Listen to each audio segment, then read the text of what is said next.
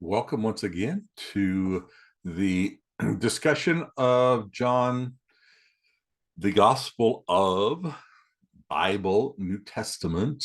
If you're getting into any kind of searches for that, it's got quite a lengthy code language in the computer world.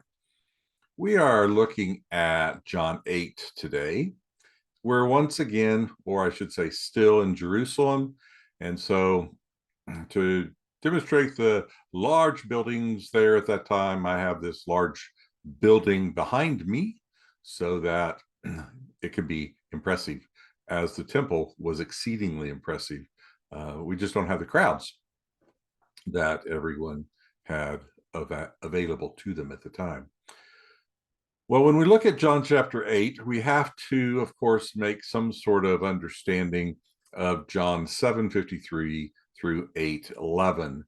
Most modern translations will have brackets around that, as we found more ancient manuscripts going into the textual records than were available in the 1400s and early 1500s for Erasmus and others. They found that this passage didn't show up in the more ancient copies of the Gospel of John. It is actually a very storied history. Lots of studies have been done on this story of the adulterous woman.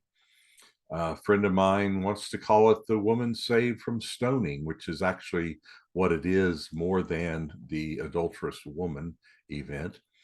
But it interrupts what's happening in the story, is likely, very positively in my mind, not part of the original composition.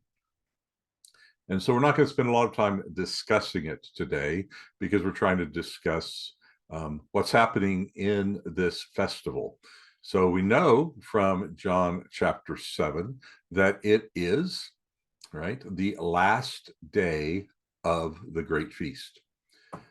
John 7:37, we have people in the crowds concerned about who Jesus is. We have division. We have Nicodemus saying we need to be careful how we judge people, and the discussion that no prophet arises out of Galilee. And then in verse 12 of chapter 8, Jesus spoke to them again on this last great day. And he says, I am the light of the world. The light is the second major theme in which we have. And so that's where we're going to start with our outline. So in verses 12 through 29, the light of the world discourse, as he talks and builds about that. And in verse 30, there is response. And then 31 through 58 is a discourse around Abraham and who Abraham is. And in verse 59 is a response. And so it's an ongoing series of Jesus' communication with the people and back. It's not a monologue, because there are some interactions in between. So we're going to look at those discourses and see what we can find. So Jesus continues teaching. He says he is the light of the world, one of those, talks about darkness, and the Pharisees don't like his discussion. They say he's testifying about himself, which takes us back to John 5, right? They're the same issue as they had in John 5. But Jesus doesn't call all those people to his testimony. So he goes on, right, in verses 14 through 18, gives them more information about himself, about where he is from, right? That carries over from chapter 7, where he is going, how they judge, and his connection with the Father. And so after stating that the Father testifies about him, they ask him, where is your Father? And he says, you don't know, because you don't know my Father. And he spoke this in the treasury, which is one part of the temple. But his hour had not yet come. And so this is the second reference to his hour had not yet come. We have the first one in John chapter 2. So in verse 21, he picks up again with a lengthy discussion. He says, I'm going away. And that brings up the question that they had earlier about where he was going and if he was going to the Gentiles. And so there's a response by the Jews. Surely he will not kill himself, will he? Because I don't understand what he says. So he communicates. He says, "You're from below, I'm from above." Where is Jesus from? The answer is right there. He is from above. He is not from Galilee. He is not from Bethlehem. And he continues talking with them about all those things. And then, right, the narrator kicks in and says they did not realize he had been speaking to them about the Father. And so he says, when you lift up the Son of Man. So again, we have a lifting up language, going back to chapter 3, verse 15. And many came to believe in him. So there are sizable crowds. He's not doing any signs. He's doing discussion. He is talking. His words are having an influence. And many people are coming to believe in him. And then the topic changes just a little bit, as in verse 31, right? He kind of addresses those Jews who have believed in him. He says, here's the deal. My word is the most important thing. If you keep my word, you're truly my disciples. You will know the truth. Truth will set you free. And some people, now that's the question. Are these Jews who have believed in him? Are these other Jews? But the question comes about whether, about them being Abraham's descendants, children of Abraham. That becomes a major concern. It is a major topic. It's a major topic for Paul over in the book of Romans, book of Galatians. And they state quite wrongly that they have never been enslaved to anyone. They forgot their history for a second. They were enslaved in Egypt. They were in exile during the Babylonian period, and now they're conquered by the Romans. So they could be correct that they themselves personally have not been enslaved, but not that the people of Israel have not been enslaved. So we have this back and forth dialogue that's developing. And as we saw in chapter 5, there's a conflict starting to rise up. This is carried over in chapter 6. And in chapter 7, it starts to build and build. And in chapter 8, it really does come to one of its pinnacle points when they are truly upset. And so as the dialogue comes back, right, then there is a discussion about them seeking to kill him.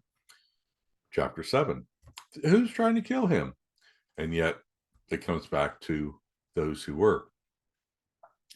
And so he's talking about the anger in their heart. So he's not really talking to all of those people in the crowd. He's talking to some specific people in the crowd. And that's where it's a little confusing. I tend to think of, almost every time I see Jew, I want to think Jewish religious leaders first, not everyone who is of that population. That doesn't always work, but it is better to start there and be wrong than to start with a blanket statement about all the people who were Jews there, because his disciples were Jews. He was a Jew. Those who were following him were Jewish. And so when he talks about the Jews, Jewish, I think of Jewish leaders, maybe even those Pharisee leaders who were asking him questions. So we have a question of fathership. He says, I've seen things with my father, and they say Abraham is our father. And he says, if you are Abraham's fathers, do the things that Abraham did, right? And he says, we weren't born of fornication, which may easily be an accusation against some of the rumors of Jesus' birth. And Jesus responds that if God were your father, you would love me. So our father's God. Well, you would love me if he were.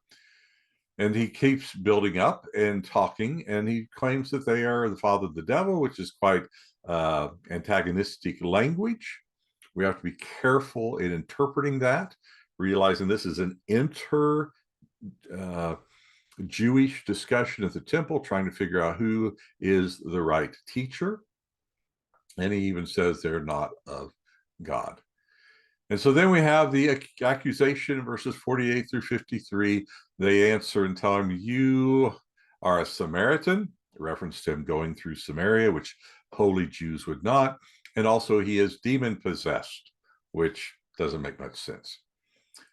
So he has the discussion, and then the Jews respond to him again. So it says back and forth and back and forth and back and forth.